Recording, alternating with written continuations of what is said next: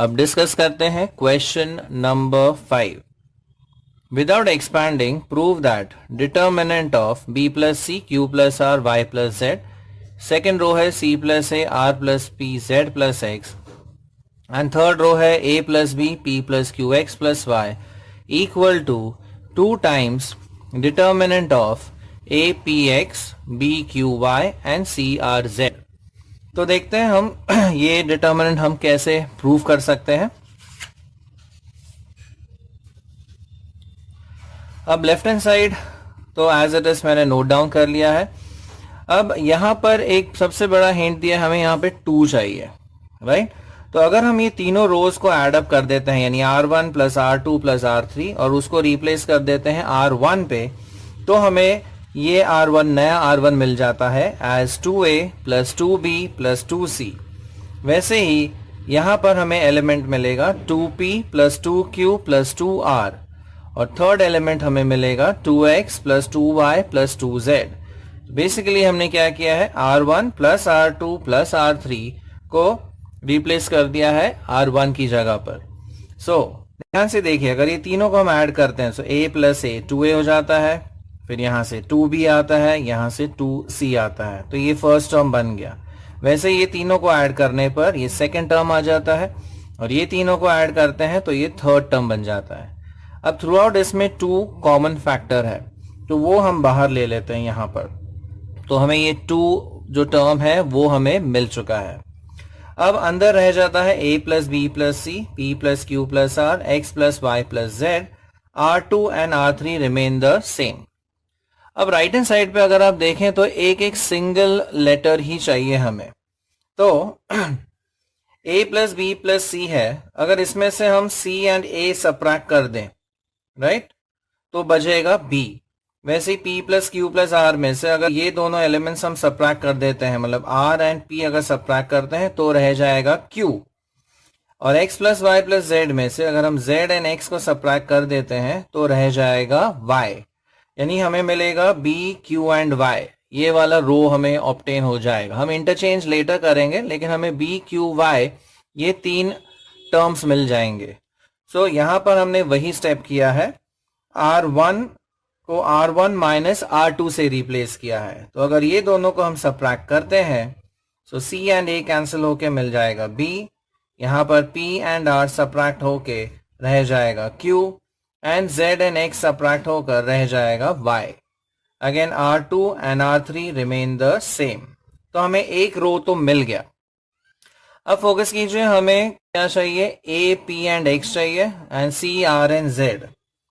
तो अगर third row में से हम फर्स्ट रो सबट्रैक्ट कर देते हैं, राइट, तो ये b कैंसिल होके रह जाएगा a, ये q कैंसिल होके रह जाएगा p एंड y कैंसिल हो जाएगा और रह जाएगा x, यानी रह जाएगा a p एंड x। तो हमें ये वाला रो भी ऑब्टेन हो जाता है।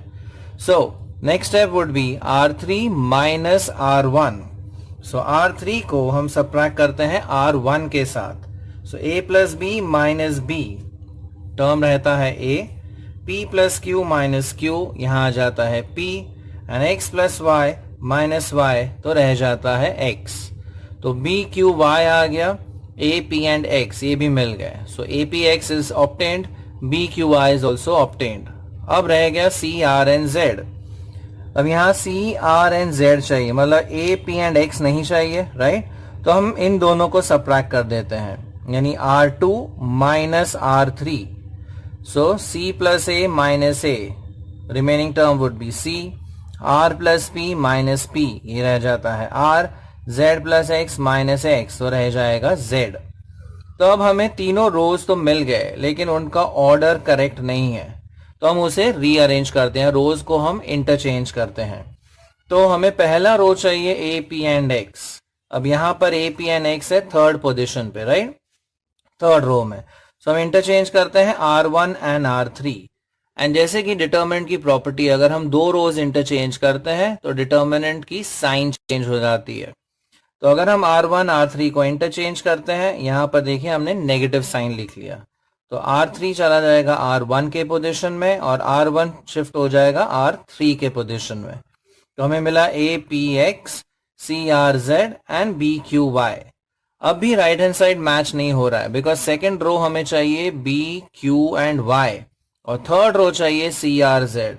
तो फिर से हम सेकेंड एंड थर्ड रो को इंटरचेंज करेंगे।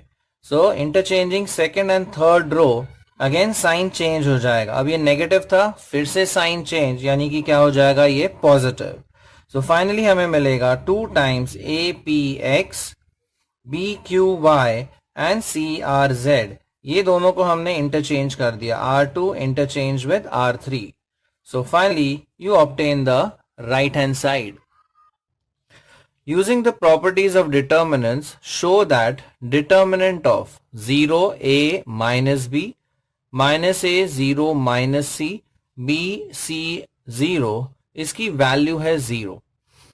अब अगर ये डिटर्मिनेंट आप ध्यान से देखें तो डायगोनल में सारे एलिमेंट्स क्या है, 0, और डायगोनल के ऊपर जो ये 3 एलिमेंट्स है इसके एग्जैक्ट ऑपोजिट यहां पर है। तो यहां a है तो उसके डायगोनल के बिलो यहां पर माइनस a है, इस एंड पे माइनस b है तो इस एंड पे पॉजिटिव b है, यहां पर माइनस c है तो यहां पर c है। तो जब भी इस टाइप का अरेंजमेंट आपको दिखे, यानी डायगोनल में 0 और डायगोनल के ऊपर और नीचे जो एलिमेंट्स है वो एग्जैक्टली ऑपोजिट हो साइन में, तब इसका तरीका, सॉल्व प्रूव करने का तरीका बहुत ही सिंपल हो जाता है। तो प्लीज अरेंजमेंट पे आप ध्यान दीजिए। Diagonal element 0, elements above the diagonal and below the diagonal वो क्या रहेंगे, identical but opposite in sign. तो डिस्कस करते हैं इसका प्रूफ हम।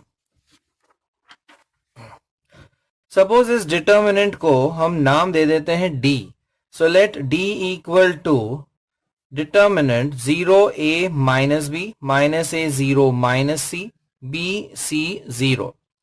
अब सबसे पहला स्टेप है हम तीनों में से -1 कॉमन ले लेते हैं, कॉमन फैक्टर। तो अगर यहां से हम -1 कॉमन लेते हैं R1 में से, तो ये वैल्यूज हो जाएंगी 0 माइनस ए बी। देखिए 0 माइनस ए बी, तो ये R1 का कॉमन फैक्टर है -1। वैसे ही R2 में से अगर हम -1 कॉमन लेते हैं तो साइन चेंज हो जाएगी और हमें मिलेगा A 0 C। यहां पर देखिए A 0 C। थर्ड रो में भी अगर हम नेगेटिव साइन कॉमन लेते हैं, राइट, तो ये -1 किसका है, R3 का, तो B का हो जाएगा -B, C will become -C और ये थर्ड एलिमेंट 0। तो पहला स्टेप है तीनों रोज, आप कॉलम्स भी यूज कर सकते हैं इसमें, तो मैंने यहाँ पे रोज यूज किए। तो तीनों रोज में से -1 कॉमन फैक्टर लीजिए, तो सारे टर्म्स का साइन क्या हो जाएगा, चेंज हो जाएगा। अब -1 इंटू -1 इंटू -1, ये फाइनल प्रोडक्ट तो -1 आएगा, राइट।